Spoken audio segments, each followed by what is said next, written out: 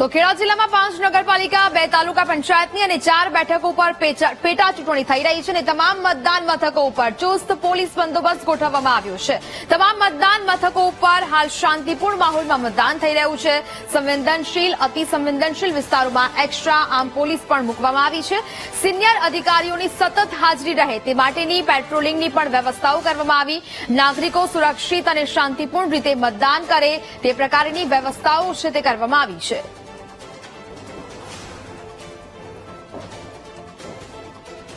ખેડા જિલ્લામાં કુલ 5 નગરપાલિકા અને 2 તાલુકા પંચાયત અને એ સિવાયની અન્ય 4 પેટા ચૂંટણી જે છે એ સવારે 7 વાગ્યાથી મતદાન ખૂબ સરસ રીતે સ્ટાર્ટ થઈ ગયું છે અને બિલકુલ શાંતિપૂર્ણ માહોલ છે।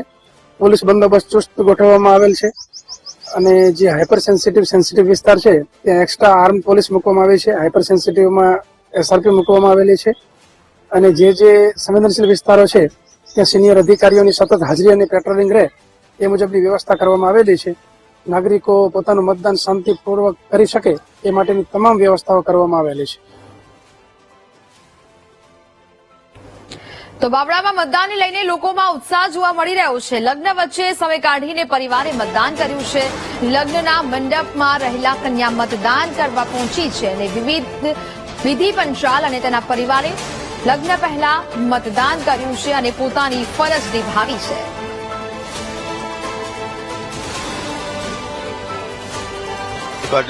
અમે લગ્ન હોવા છતાંય તો અમે મતદાન પહેલા આપી પછી લગ્ન પ્રસંગમાં આવ્યા છીએ। અમારે મુદ્દા ઘણા જ બાકી છે। નથી સોસાયટીમાં રોડ કે નથી પાણી ભરાય છે, નથી ગટરની યોજના, કોઈ સાઈડની યોજના નથી અમારી પાસે શું।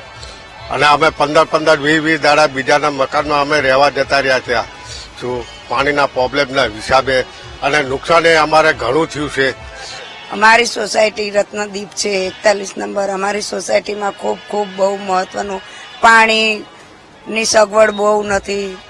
પાણી ફૂલ ભરાયા, અમને તકલીફ તો ખૂબ પડી હતી, તો છતાં અમે મજબૂરીથી મતદાન કર્યું।